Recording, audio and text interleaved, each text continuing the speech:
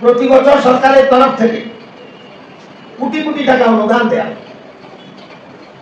এই অবসরপ্রাপ্ত কর্মচারী সমাজের চিকিৎসা সহ বিভিন্ন সুযোগ সুবিধা নিশ্চিত করাতে, কিন্তু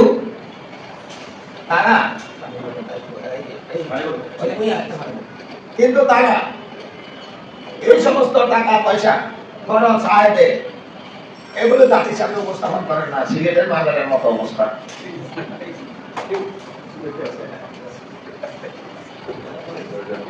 এখানে কোটি কোটি টাকা সরকার উত্তরাতে এই কর্মচারীদের একটা বিশেষায়িত হাসপাতাল চিকিৎসার জন্য করা উদ্যোগ গ্রহণ করে 600 কোটি টাকা বরাদ্দ দেওয়া হয়েছে বিগত সরকারের আমলে। আমরা জানি না আমাদের 600 কোটি টাকা 6 টাকা আছে কিনা বর্তমানে। হাসপাতালের চেহারা আমাদের কোটি টাকা দিয়ে আমাদের জীবন দশা। তো কথা হচ্ছে আমরা দুইটা জিনিস খেয়াল করলাম, যে একটা হচ্ছে সরাসরি পেনশনার যারা রাজস্ব খাত থেকে বেতন ভাতা নেয়, আরেকটা আছে বিভিন্ন সাহিত্য শাসিত প্রতিষ্ঠান, ব্যাংক, বিমা, আর্থিক প্রতিষ্ঠান সহ বিভিন্ন সেক্টর কর্পোরেশন ইত্যাদিতে চাকরি করার পর অবসর গ্রহণ করে। তাহলে এই যারা সেক্টর কর্পোরেশন বা বিভিন্ন সাহিত্য শাসিত প্রতিষ্ঠান থেকে অবসর গ্রহণ করেন, তাদের চাকরি নেচার এক, পেনশনারদের নেচার আরেক, যারা রাজস্ব খাত থেকে বেতন ভাতা নেয়। কিন্তু সংখ্যায় প্রায় 19 লক্ষ। বর্তমানে 7.5 লক্ষের মতো আমাদের পেনশনার আছে সারা বাংলাদেশে। আর যেটা বললাম অটোনোমাস বডি থেকে যাওয়া অবসরপ্রাপ্তদের সংখ্যা সবচেয়ে বেশি। এদের খবর কেউ রাখে না, কেউ বলে না।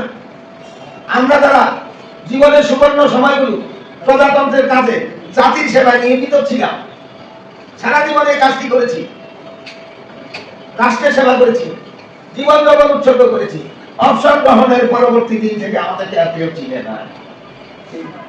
সামাজিকভাবে মূল্যায়ন নাই, রাষ্ট্রীয়ভাবে মূল্যায়ন নেই। এই হচ্ছে বাস্তব অবস্থা। অনেকে অনাহারে বিনা চিকিৎসায় দুঃখে দুঃখে মৃত্যুবরণ করে। তাদের ঠিকানা হয় কোথায়?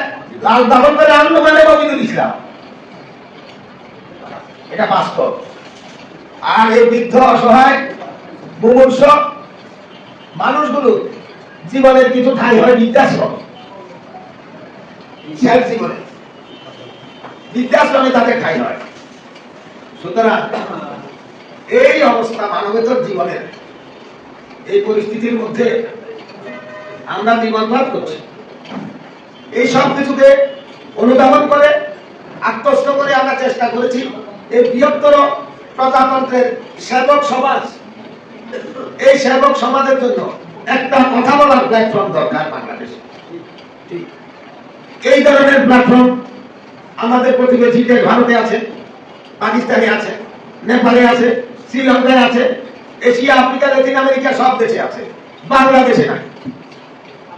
বিশ্ব ট্রেড ইউনিয়ন ফেডারেশন থেকে বিগত বছরগুলোতে বিভিন্ন আন্তর্জাতিক কনফারেন্সে যখন আমরা যোগদান করি, আমাকে বারবার অনুরোধ করেছে যে বাংলাদেশে এই অবসরপ্রাপ্ত পেনশনার রিটায়ারদের নিয়ে তোমরা কেন কিছু করো না?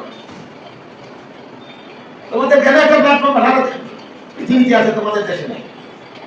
এটা নিয়ে বারবার আমাদেরকে তারা অনুরোধ করেছে। সর্বশেষ তাদেরকে কথা দিয়েছি 2025 সালের মধ্যে একটা সংগঠন প্রতিষ্ঠা করে আমরা এর কার্যক্রম শুরু করব। আমরা চেষ্টা করেছি 2025-এর মধ্যে এই সংগঠনটার ভিত্তি স্থাপন করে জাতীয় বেতন কমিশন সহ সরকারের বিভিন্ন ঊর্ধ্বতন মহলে আমাদের কথাগুলো তুলে ধরা। ইতিমধ্যে আমরা সারা দেশে ব্যাপক সাড়া পেয়েছি, উল্লেখযোগ্য সাড়া পেয়েছি, এবং আমরা আশা করি এই সংগঠনটি বাংলাদেশের এই অবহেলিত কর্মচারী সমাজের, এই অবহেলিত মানুষগুলোর জন্য আগামীতে কিছু ফলপ্রসূ অবদান রাখতে পারবে। যদি আমরা ঐক্যবদ্ধ থাকি, ইনশাআল্লাহ আমরা পারবো। এটা আমাদের মাথায় রাখতে হবে। আমরা জয় করবই। আজকে আমরা বলে বৃদ্ধ, বয়সের ভারে নুদুকুদু, অধিকাংশ মারা যায়, কেউ কারো খবর জানে না। অসুস্থ অবস্থায় কেউ কারো পাশে দাঁড়াতে পারে না। সংগঠন থাকলে তাৎক্ষণিক একটা সিদ্ধান্ত গ্রহণ সহজ হবে যে এই লোকটি অসুস্থ, তাকে হাসপাতালে নেওয়া দরকার। এই